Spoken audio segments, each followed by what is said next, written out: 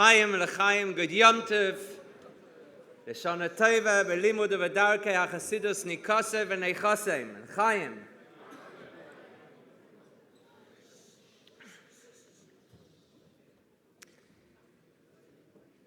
The area that I live in South Africa recently has started to develop traffic problems. I'm going to go back and tell them they don't know what traffic problems are.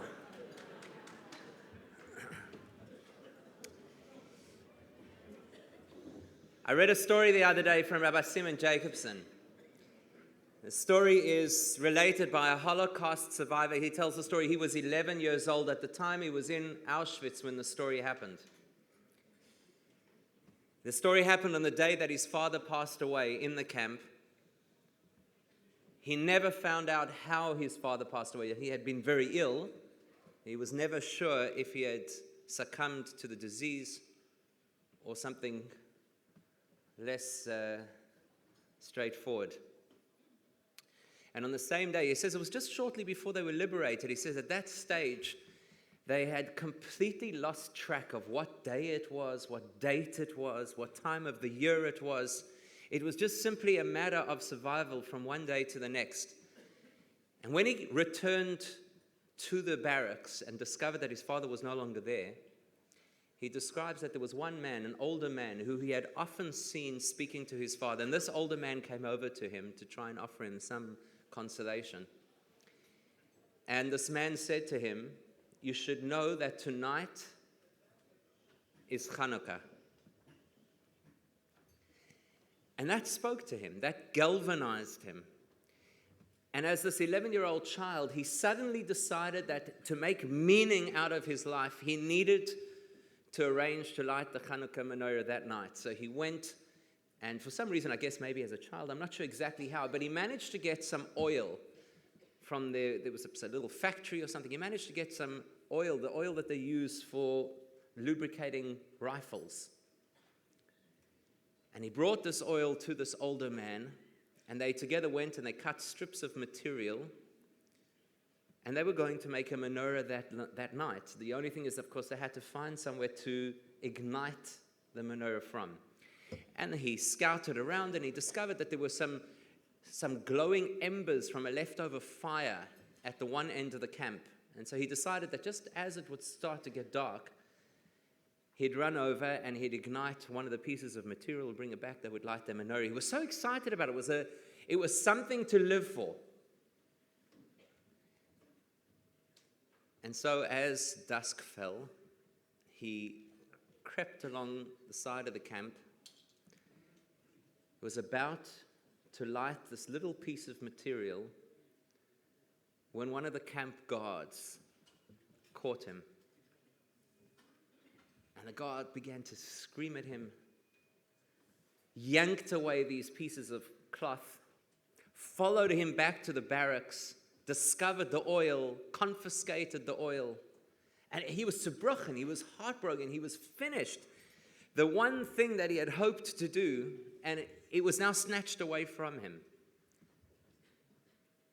And the older man said to him, after the guard had left, the older man said to him, he said, "You know, the original Hanukkah miracle was a miracle of oil that should not have remained alight as long as it did. Our miracle tonight is that we were able to do the mitzvah of Hanukkah with no oil at all.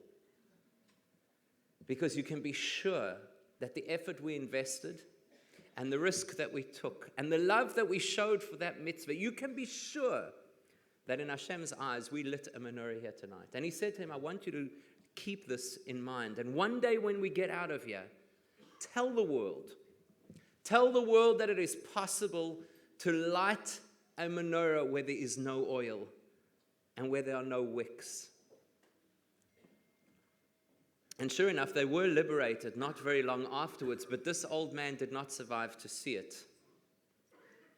And this young 11-year-old, now 70-something at the time that he told the story, said, "I want you to share the story because we need to know that we can light the world even when everybody says there is no oil left." When the Baal Shem Tov introduced Chassidus to the world, it was the miracle of igniting a world where it looked like there was no oil left, where the community had been ravaged by years of various kinds of suffering, internal breakdown of the community, a disinterest of many people because they had been dealt with in a condescending manner. It looked like a community that no longer had the oil to reignite itself, and the Baal Shem Tov came along and introduced Chassidus to the world and sparked Yiddishkeit back into a roaring, bright, warm flame. And I think we all know that. And we all know and we all understand that the Baal Shem Tov arrived on the scene at a time where Yiddishkeit was all but gasping for air. And he invigorated, and he resurrected, and he rejuvenated not only the Yiddishkeit of then, but the Yiddishkeit of generations to follow. But as we stand here tonight, on Yutes Kislev in Tafshin Ayin Vav, 2015, I think many people wonder if that is still as relevant. Because today, thank God, we do not live in a community where Judaism is gasping for air.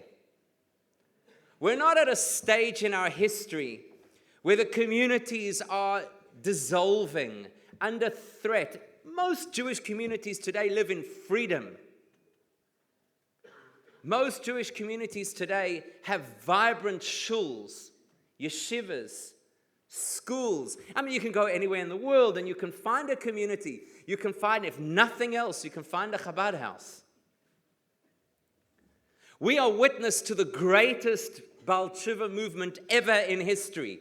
In droves, they're joining, they're participating, they're taking on mitzvahs. I mean, I come from Johannesburg. You know about the Shabbos Project.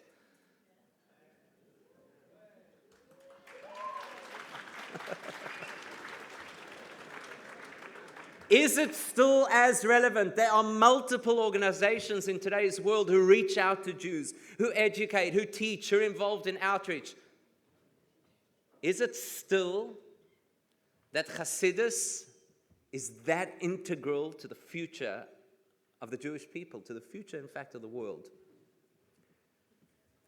So I'll tell you an interesting thing. And I know everybody's talking about getting here this evening. We had such an interesting drive coming here this evening. We literally had a machlokas hapoiskim in the car. What happened was the car that I was in had its own GPS system. And I was with Rabbi David Katz, who was using Waze on his phone.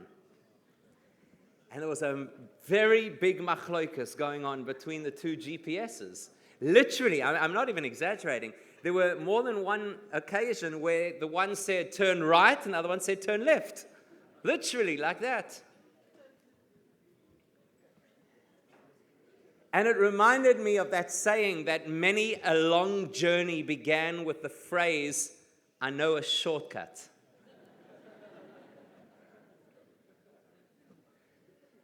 Arriving over here tonight was straight out of the opening section of Tanya. It was Derech Aruka Uktsara. We had to take the long way in order to get the short way.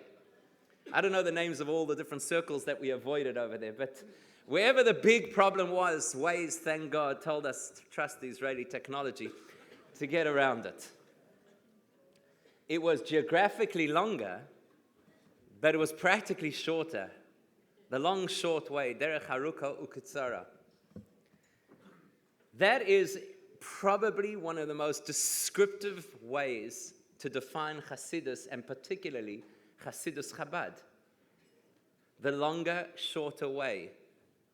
And if you look around at our world today, it's the exact opposite. Our world today is a place where everybody is looking for the shorter, which happens to be longer way. There's a beautiful letter where the Rebbe writes to somebody and he says, if you want to know what is good for an individual or good for a community, and you're in doubt, you're not sure which way to go, sometimes it is worthwhile to investigate what would your enemy want, and then be sure to do the opposite. We live in a world today. I had this conversation just the other day, and some people in the room are going to chuckle when I say this, but I happen to be one of those rabbis who's very, how do we call it, upwardly mobile, I think they call it, very connected online. I'm battling over here because I did not get a local SIM card. I feel like half the oxygen of my life has been taken away, thank God. And I was having a conversation with somebody on social media, and the conversation went something like this. The conversation went, how is it that in today's world you can see so much ignorance? And we had a little debate. The debate was, are more people in today's world simply uninformed, or is it that they now have the tools to let us know that they're uninformed?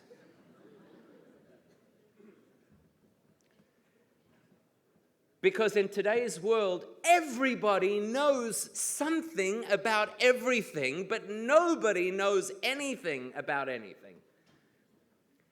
In today's world, everything is at the flip of a switch, an instruction to Siri, a Google search, and there you go. You have everything at your fingertips.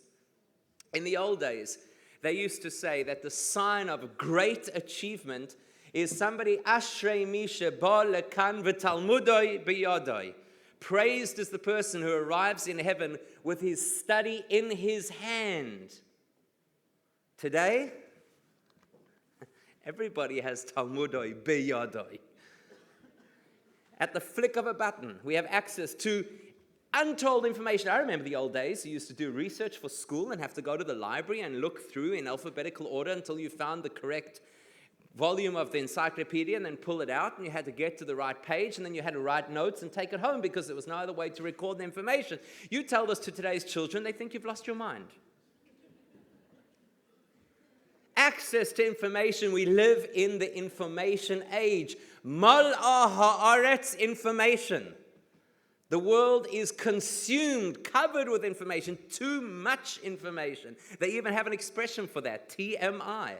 Too much information. It bombards us all the time. Even information that we don't necessarily want to have is still coming at us at a rapid speed at any given time.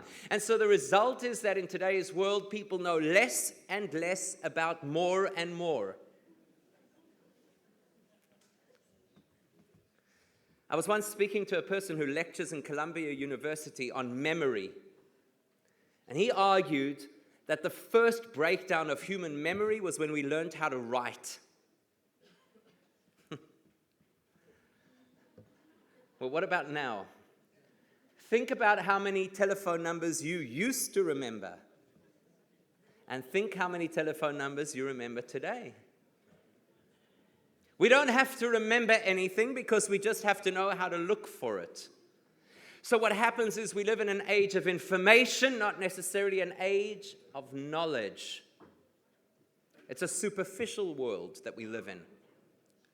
And in such a superficial world, the most important thing that we need in our lives right now is exactly what Chassidus, and particularly Chabad, comes to offer us, which is not only chokhmah, innovation, new ideas, inventions, new technology, and not only bina, which is a fortune of information, but da'as, the integration of that information.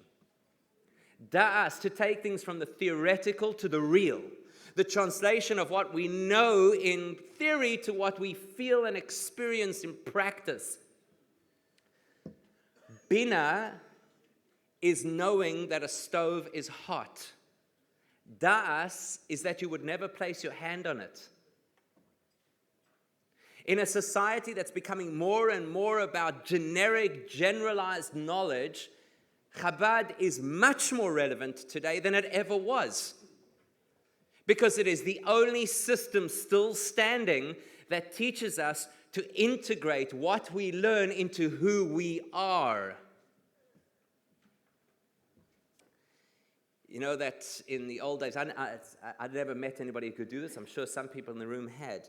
They used to do the pin-prick test. You know the pin-prick test in the Gemara? You take the Gemara to a Rosh Yeshiva, and he takes a pin, and you stick it through a word, and he tells you all the words that the pin went through, yes? In one of the yeshivas I don't recall exactly which, but I heard it from a person who was there at the time. They used to go to their Rosh Hashiva as a joke. They used to take pieces of torn pages, Seamus, and they used to go over to the Rosh Hashiva and say, "We found this page. Do you perhaps know which book it comes from?" And he would look at it and say, "Yep." And he'd tell them which book, which page.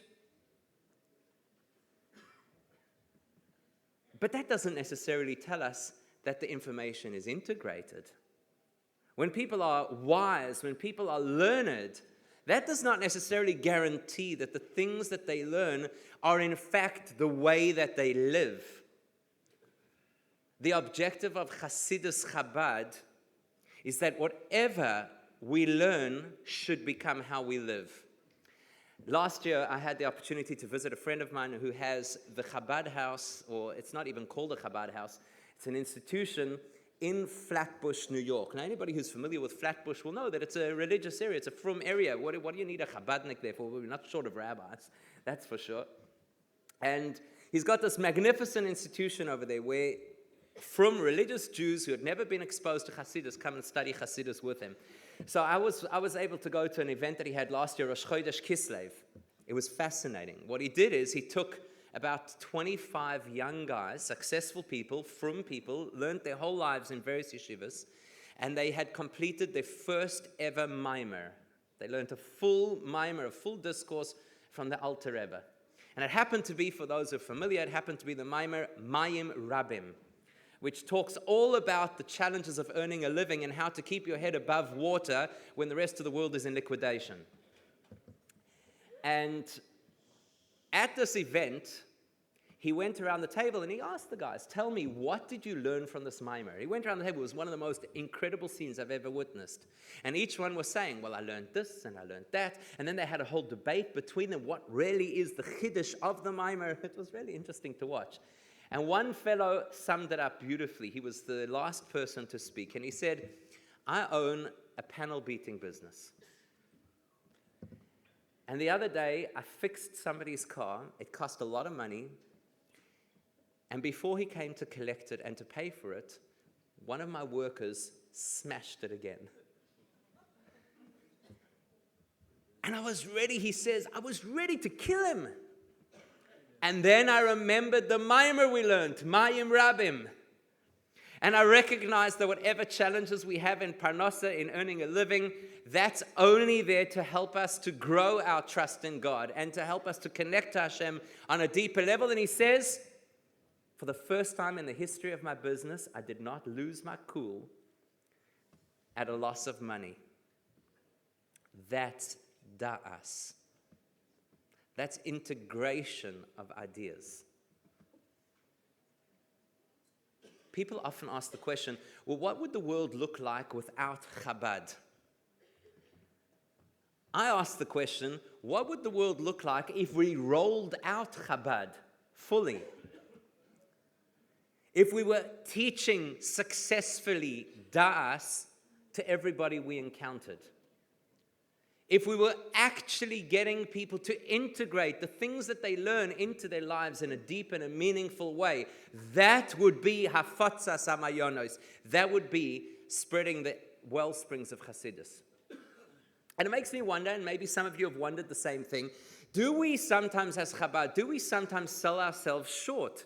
Because we've got this incredible wealth of depth and of wisdom and understanding and knowledge that can change people's lives and make their lives meaningful and build real connection between them and God. And very often, don't you feel that very often we market ourselves as the great front line of free hospitality in the world? We once had somebody arrive at our house, and they had sent an email beforehand, and they gave the impression that they were Jewish. And then they arrived at my house, and they were very not Jewish. And the reason she had said she needed to stay at us was because she needed a kosher environment. And then on the first day she was there, she said, "Could you direct me to the closest McDonald's?" So when it emerged clearly that she wasn't Jewish, we asked her, "Well, you're not Jewish. Why did you contact us?" And she said, well, I was coming to Africa and I was a little bit afraid, and they told me that if you need a place that will look after you, go to Chabad.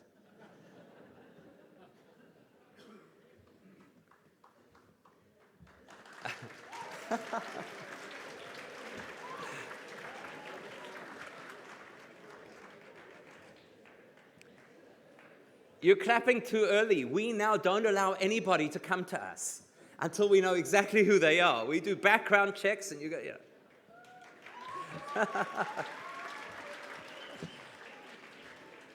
So do we sell ourselves short? Do we sell ourselves short as those nice people who you can go to anywhere in the world? And I get, we all get a good, nice, warm, fuzzy feeling when people come up and say, oh, Chabad, you're amazing. I was in some indescribable place on earth and I needed somewhere for Shabbos and there was Chabad. Is that what we're about? Is that the beginning and the end of it? Chabad, Chokhmah, Bina, Da'as. The full integration of the deepest meaning of Torah. Is that what it's about? Free tea and coffee and Wi-Fi?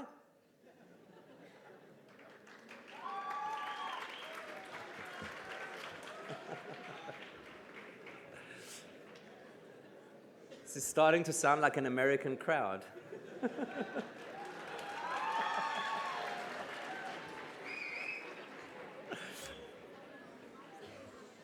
I'll tell you a story.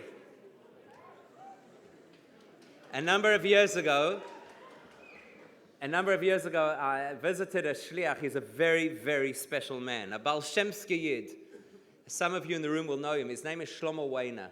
Shlomo Weiner is a shliach on the east coast of South Africa. Ironically, it's called the North Coast, but anyhow, it's the east coast of South Africa in an area called Umhlanga, which is a Zulu name. And I visited him. I was still a bocher then, and I went to assist him over Hanukkah. And on one of the days of Hanukkah, he said, we're going to travel to all the little towns up north and find Jews. Because Chabadniks we're obsessed with Jews and finding Jews, especially Jews who don't want to be found.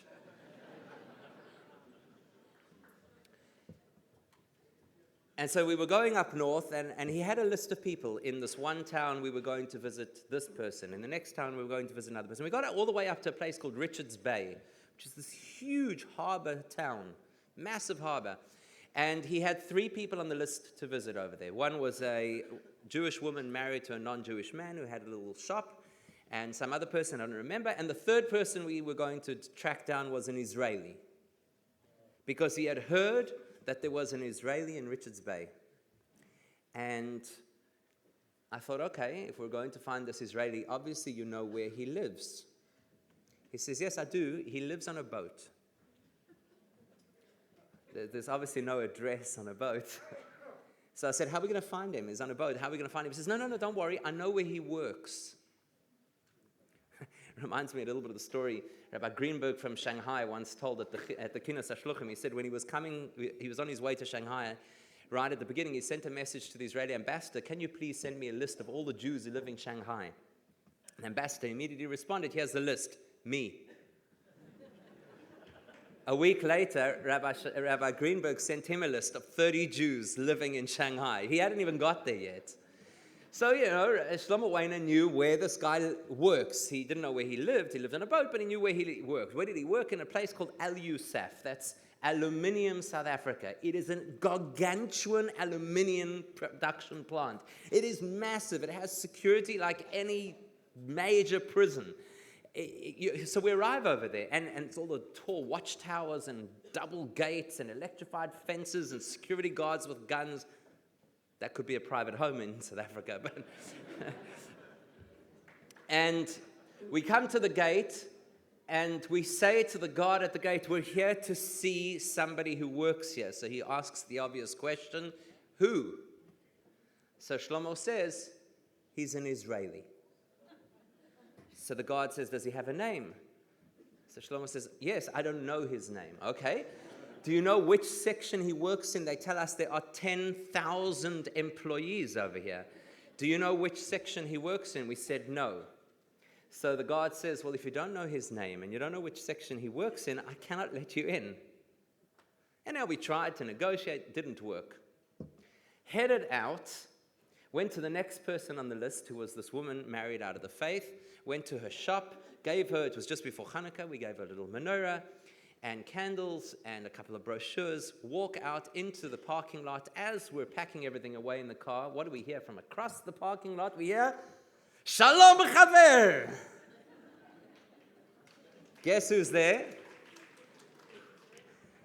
The Israeli guy. There he is. And I thought, what an incredible story, because you're gaita umatzasa. You know, when you're obsessed, when you really care about finding another Jew, then God helps you and you find the Jew. And you influence and you touch, and he touches you, and that's how the symbiosis works. And that's the point. We're not, as Chabadniks, in the business of tea, coffee, and hospitality. We're in the business of Yidden. We care about those Yidden with the depth of our own neshama. I'll tell you, when I was studying in yeshiva in Kfar Chabad, we used to go on Mivtzoyim in Tel Aviv. You know Tel Aviv well? Do you know the Dizengoff Fountain? Anybody know the Dizengoff Square? There's the Agam Fountain in Dizengoff Square. You know the place? A very, very frum area. And we used to go there on Mivtzoyim every Friday, and we used to stop. It was always a lot of fun, because unlike in other places in the world where you have to be pleasant. And then you have to clarify if the person is Jewish. Excuse me, are you Jewish? That doesn't happen in Israel. Forget about it. In Israel, the guy walks by, Yallah, chaver, bot aniach tefillin. You know, it's like a whole back and forth. And he says, you go to the army and I'll put on tefillin. And you say, you put on tefillin, I'll go to the army. You know, that's pretty much how it works. So that's where we used to go on Mivtzoyim. And we had many, many intriguing encounters over there. And then obviously on the way back, we would go to the Tachana Merkazit, to the main bus station, and catch a bus back to Kfar Chabad. There were various tefillin stands in the Tachana Merkazit, in the bus station. Shortly after I moved from Israel to go continue studying, the guys told a story that one day they come to Mivtzoyim, they set up their table, and a few meters away from them is another Jewish outreach organization with a table with tefillin. So they thought that was very interesting. So they start putting on tefillin, and they start putting on tefillin. A guy walks past the first table, the other organization, and they watch.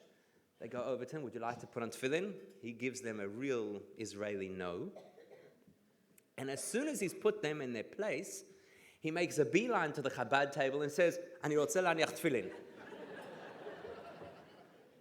So the Chabadniks say to him, we don't understand. They offered you to put on tefillin and you refused. And to us, you came voluntarily to put on tefillin? He says, yes. They're putting on tefillin with me so that they can get Gan Eden. You're putting on tefillin with me so that I can get Gan Eden.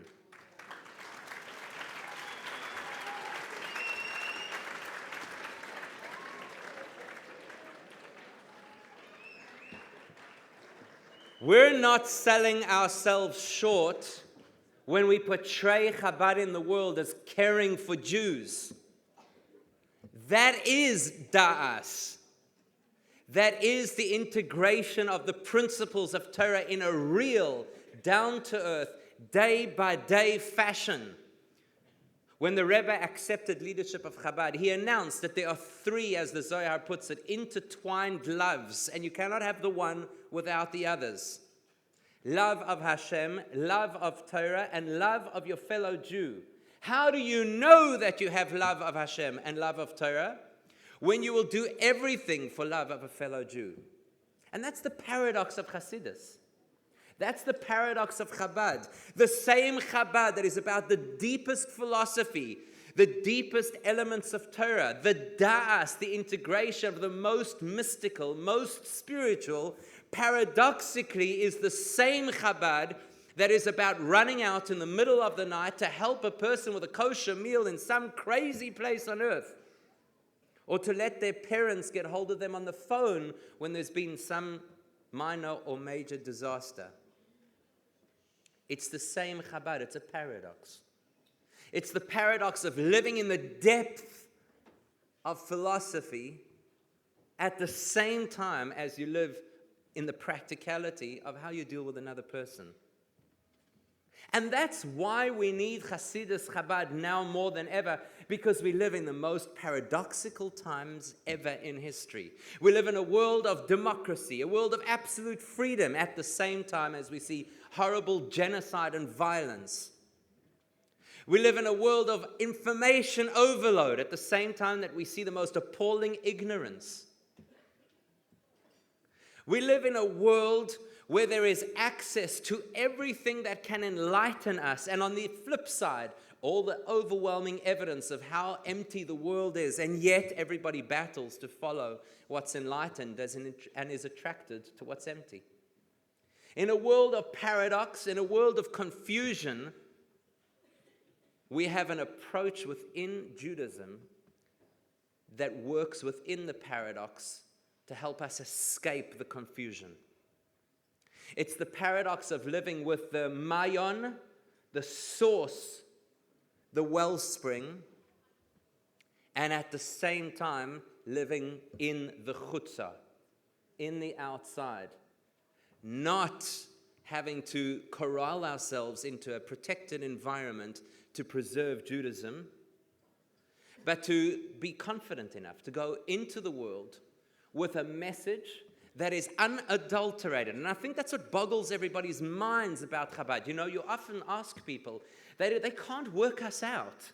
How could it be that this is the rabbi who dresses like he fell out of the 18th century, but is so in tune with what's going on right now? How is it possible that you have a movement where the women are such strong leaders within the movement, yet preserve the kind of modesty that the Torah spoke about thousands of years ago? It's that incredible paradox of the mayon and the chutzah together, of the essence and the access to the world out there.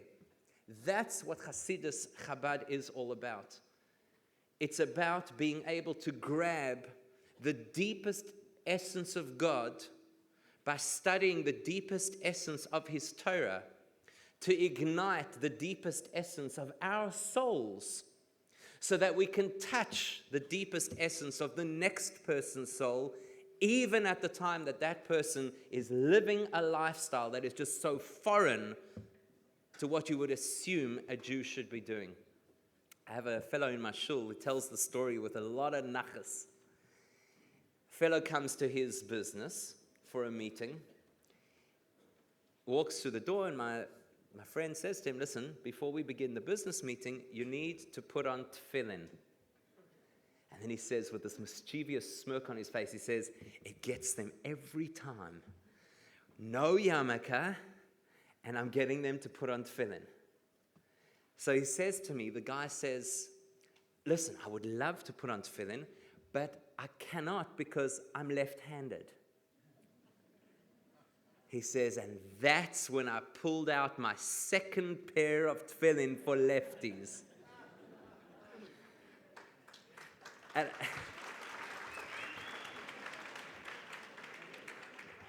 I'm thinking, do you know what that means? Here is a man who lives in the chutzah. He's in the business world. He doesn't have a kosher kitchen in his office, nor even kosher sandwiches. He's not wearing a yarmulke. But at the same time, he is being meifitz hamayonos. He's out there putting on tefillin with another Jew and sharing a vort with another Jew. The Mittler Rebbe said that the objective of Hasidus is when two Hasidim meet, they should discuss the deepest concepts within Hasidus. The Rebbe achieved that when two people who don't consider themselves Hasidim meet, they still share the deepest concepts in Hasidus that they've encountered on a Chabad.org or in a Chayenu or from the rabbi's drosha or whatever it is. The goal of Hasidus Chabad is that we live with the essence and we take the essence with us wherever we go. Hafotzos hamayonos chutzah. The wellspring itself accompanies us wherever we might be, in the furthest places on earth. In a world today where so many people are teetering in confidence around their Jewish identity, around the identity and holiness and centrality of our holy land of Israel, around whether Judaism is really relevant in its fullest form in today's world, this is the time we need to pump ourselves and everybody we know full of as much Chassidus as possible, so that no matter where they find themselves and no matter what is going on in their lives, they will know with da'as, with absolute integrity of every part of their being, why it is privileged to be Jewish. Why the most important thing for the whole world is to acknowledge the centrality of Israel to its people. And why Yiddishkeit is the most relevant thing in our lives now as much as ever, and possibly even more than ever, because now we stand on the threshold of the time when the world will be filled with da'as. Filled not with information, as it currently is, but filled with knowledge. Da'as es Hashem, knowledge of God, knowledge that fills every fiber of our beings and informs every element of the world. We're standing literally on the threshold of that age. And as the Rebbe wrote in that letter, if we look at what the enemy wants to achieve, we will know how to respond in the opposite direction. The enemy wants to achieve that we should live superficially, that everything should be a Snapchat, here today, gone in 3 seconds, that everything should be up for debate. And Chassidus tells us there are unmovable realities that are the truth of existence, the truth of our lives, and the truth of what will make the world a better place. So like that story of the Menorah, sometimes we look around in the world and sometimes we think, well, what is it that we're going to use to ignite Yiddishkeit? Not the practice of Yiddishkeit, but the integration of Yiddishkeit, to make it part and parcel of society, and we have the answer to that. It is Chassidus. So we stand here on Yutes Kislev. It's Rosh Hashanah LaChassidus. It's the most powerful time of the whole Hasidic calendar. And every one of us in this room, to a greater or lesser extent, we study Chassidus. But now is a time, and tonight is a night, to give some thought to how we're going to either improve or possibly even begin Kvius Itim, a set program of learning Chassidus. Dare I quote Rabbi Sol Salanter? Somebody once asked him, I only have half an hour to study every day, and I study halacha during that time. And you want me to study Musar, what should I do? And he said to him, spend the half an hour studying Musar, and you'll realize you have more than half an hour to study. Spend half an hour a day. It sounds like a lot of time. I heard a beautiful story that somebody went to the Rebbe for Yechidus, a rabbi of a community, and asked the Rebbe, I have so much on my plate, I don't have time to learn Torah. So the Rebbe said, well, what you should do is, at the end of the day, when you finish everything else, that's when you should sit down and you should start to learn Torah. And then the Rebbe said to him, in the beginning it will be difficult, but after a while it will become easier. So the Rav came out of the Yechidus, and sitting there was Reb Mendel Futterfass. So Reb Mendel said, no, what did the Rebbe say? So he told him, the Rebbe said that at the end of the day I should sit down to learn, and in the beginning it will be difficult, and after it will become easier. So Reb Mendel said, so what did you understand? He said, I understood simply. In the beginning, the first few weeks that I try and learn at night, I'm so tired and finished at the end of the day. In the first few weeks it will be difficult, and after that it will get easier. Reb Mendel said to him, you didn't understand what the Rebbe said. The Rebbe was telling you, the first few hours of the night will be difficult, and after that it will get easier.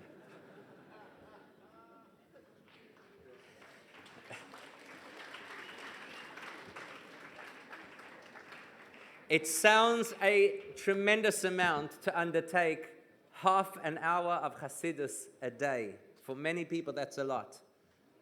But 5 minutes of Chassidus a day, every person can do. And you'd be so surprised how fundamentally your life changes when you spend a set amount of time, be it 5 minutes or 45 minutes, every single day, non-negotiable, studying Chassidus at the level that you are challenged by. It literally changes a person's life. Please God, we should all come out of Yutis Kislev with a greater dedication to that learning. By extension, we should have a greater influence on those around us. By extension, that should influence the world around us. And we should go straight from the Chag HaGeula of Yutis Kislev to the Chag HaGeula of Mashiach Tzidkeinu, and it should happen now, mamash. L'chaim.